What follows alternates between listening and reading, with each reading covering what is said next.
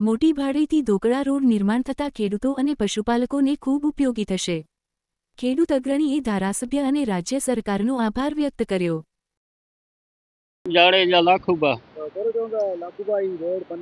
road बनी असा माटे उपयोगी है अने पंहिंजे नुरतभाई दवे जो असीं आभार मञियो था कला कि रोड असांजो बोरो कम जो ने खेती में अने अचवञ में मणी गाली सवड़ो है बाडाई धोकड़ा रोड अने असां वटि अची विया आहियूं पिंड अने रजूआत कई हुई असीं अने रोड बनी वियो लाट